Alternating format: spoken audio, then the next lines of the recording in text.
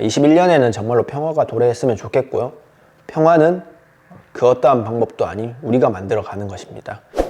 시청자 여러분 안녕하십니까. 287 예보의 앵커 김동환의 시선 지금부터 시작하겠습니다. 오늘은 정말로 마지막 날입니다. 2020년을 마무리하는 날이 될 텐데요.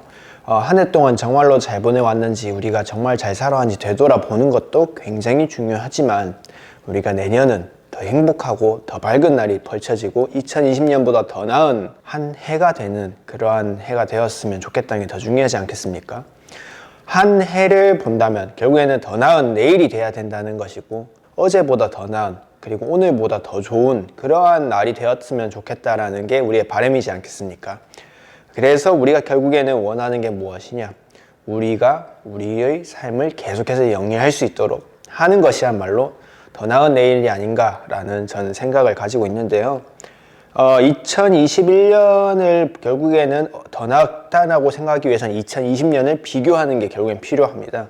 2020년은 우리 어떤 삶이었는지에 대해서 생각해 본다면은 코로나 바이러스 이슈가 굉장히 전 세계를 달궜지만, 그 속에서도 좀 묻힌 뉴스기도 하고 조금 외진 곳에서 발생해서 우리 입장에서는 직접적인 영향권의 범위 안에 들어가지가 않았기 때문에 굉장히 이 문제에 대해서 조금 중요하게 볼 필요가 있음에도 불구하고 그렇게 조금 비중 있게 다뤄지지 않았던 게 있습니다.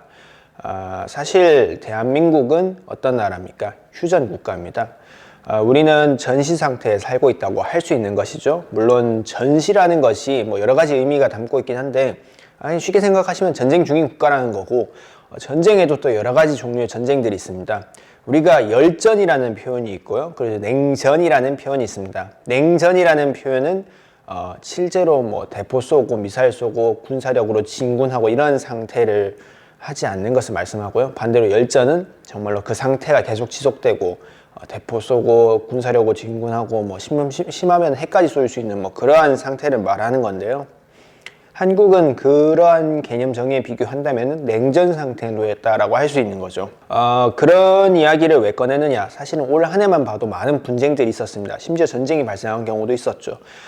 일단 올해 초를 시작했던 뉴스 중에 하나가 아마 잘 기억하시는 분도 계실 거라 저 믿습니다. 이란과 미국 간에 굉장히 많은 분쟁이 있었습니다. 이란이 데리고 있는 총사령관 중에 한 명을 미국이 공습으로 죽였다라는 이야기도 있었고요. 반대로 그에 따라서 보복으로 이란이 미국이 있는 기지에 대해서 미사일로 공습했다는 이야기도 있었습니다. 그런 이슈도 있고, 또한 코로나19가 한창 진행되던 중에서 중동에서 조금 더 코카서스 지역이라는 지역이 있는데요. 그 지역에서 아르메니아랑 아제르바이잔이라는 그 두 나라 간의 전쟁이 발생하기도 했습니다. 사실 이 분쟁들은 어떻게 본다면 서로 간의 묵은 원한 관계 속에서, 역사적 갈등 관계 속에서 발생한 전쟁입니다. 어떻게 본다면은 당장 현실적인 이유로 인해서 발생한 전쟁도 있지만, 과거의 역사, 과거의 기록, 과거의 패전의 역사, 과거의 승전의 역사, 과거의 약탈의 역사, 과거의 침략의 역사에 의해서 생기거나 아니면 과거의 원한 관계에 의해서 생기는 경우가 굉장히 많았습니다. 하지만 우리도 이 역시도 따져봐야 됩니다. 전쟁은 이기던 지던 사실은 손해밖에 없습니다. 전쟁에서 이겨도 지는 싸움인 거고, 전쟁에서 지면 당연히 지는 싸움인 거고, 모든 국가도 심지어 전쟁에 참여하지 않은 국가까지도 손해가 발생하는 것입니다. 전쟁이 발생하기 전에 따라서 억제하는 것이 중요하지 않나라고 생각되는데요. 사실은 왜 손해냐, 뭐 이렇게 해서 얻는 게 있냐라고 하는데, 그거는 사실 돌릴 수 있는 가능성이 있느냐라는 이야기로 돌아가긴 하는데, 사실은 인명피해라는 걸 조금 고민해 봤을 때 개개인에게 있어서 인명피해가 발생했습니다. 예를 들어서 누군가가 죽거나 회복할 수 없는 부상이 발생했습니다. 그 어떤 것도 그 회복이나 부상이나 아니면 그 인명피해를 회복시켜 줄 수가 없습니다. 이제 다시 돌아가겠습니다. 한국의 상황은 휴전 상태입니다. 한국은 조선인민공화국이라고 불리는, 우리가 흔히 말하는 북한이라는 헌법상에 인정하지 않는 국가와의 전쟁 상태에 있고요. 그 전쟁 상태를 쉬고 있다고 해서 휴전이라고 하는 것입니다. 그런데 역사를 본다면은, 우리가 역사를 돌이켜보고 1차 세계대전, 2차 세계대전 아니면은 뭐 거대한 국가 간의 전쟁이건 뭐 다양한 역사적 사실을 본다면은 휴전이건 평화건 종전이건 전쟁이 안 일어난다라는 걸 담보하진 않습니다. 그리고 또한 이런 군사력의 존재, 우리가 군사력이라는 거 생각하면 뭔가 총칼만 있고 이게 또 남은 전쟁할 것이라고 생각하는데 또 사실은 군사력이 존재함에도 우리가 힘이 있음에도 평화가 담보되지도 않습니다. 물론 당연히 부자일 경우에는 당연히 그 역시도 담보되지도 않죠. 영구 평화 중립국, 영구 중립국 뭐 그런 식으로 불리는 스위스의 사례만 보더라도 우리가 중립국 하면은 칠 이유도 없고 때릴 이유도 없다 뭐 이런 이유로 하는 게 아니라 정말로 그 나라의 방위를 위해서 그 나라도 엄청난 군사력 투쟁을 합니다. 정말로도. 현대 사회를 본다면은 우리나라에서 그 전쟁을 수행하는 부서는 국방부라는 부서가 있죠. 국방이 뭡니까? 국방이란 것 자체는 국가를 방위하는 것입니다. 국가를 방위한다. 결국에는 국가를 방어한다. 외적으로부터 방어한다. 이런 뜻으로 생각하면 되겠는데요. 현대 대한민국에 있어서의 이러한 국방이라는 표현을 쓴다는 것은 결국에는 국가의 방어를 확립하는 것. 이는 무슨 말이냐? 우리가 전쟁을 일으키기 위해서 이러는 게 아니라 국가의 안전을 위해서 외부의 공격을 방어하는 것에 목적이 있습니다. 이건 사실 헌법에도 선제 공격이 금지되어 있다는 내용으로서 확립되어 있는 내용이긴 한데요.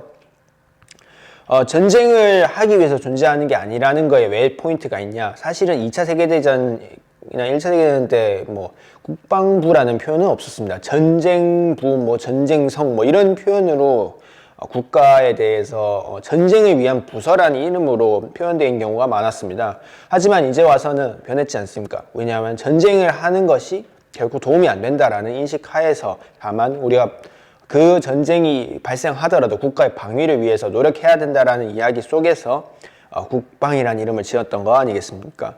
그렇기 때문에 사실은 젊은 사람들이, 젊은 청년들이 국가를 위해서 자유를 희생하고 오랜 시간 동안 국가의 방어를 위해서, 국가의 보위를 위해서 그러한 그 국방의 의무를 수행하는 게 아닌가라고 저는 생각합니다.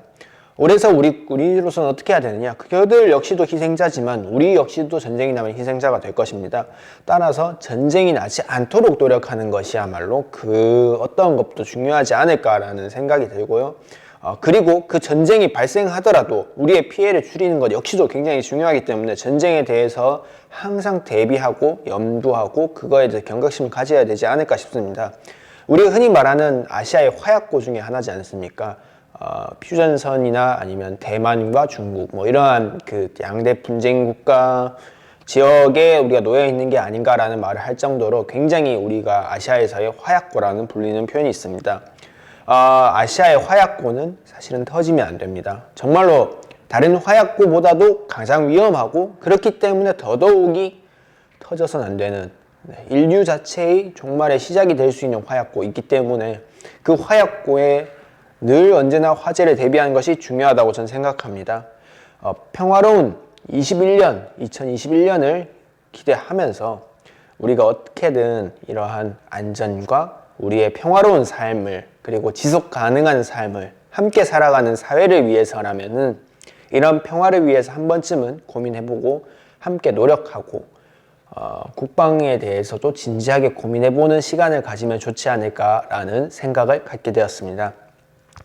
21년에는 정말로 평화가 도래했으면 좋겠고요. 평화는 그 어떠한 방법도 아닌 우리가 만들어가는 것입니다. 함께 만들어가고 함께 우리의 사회를 유지해 나갔으면 좋겠습니다. 네, 여기까지 287TV 287 예보의 앵커 김동환의 시선이었고요. 네, 오늘 2021년에는 사실은 조금 더 새로운 내용, 287 예보나 아니면은 다양한 이슈 성동 아니면은 뭐 다양한 뭐 성동 SD 톡쇼 뭐 다양한 프로그램들을 저희가 진행해 왔습니다.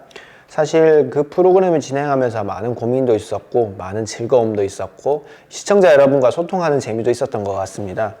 따라서 2021년엔 이 모든 점을 반영해서 좀 더 새로운 내용으로 리뉴얼해서 새롭게 개편해서 우리가 돌아올 수 있으면 좋지 않을까라는 생각이 듭니다. 그리고 2021년 역시나 빼놓을 수 없는 말이죠. 여러분 새해에는 복이 넘쳐나고 즐거움이 넘쳐나고 가정에서 행복이 피어나는 늘 즐거운 한 해가 됐으면 좋겠습니다. 새해 복 많이 받으시기 바랍니다. 감사합니다.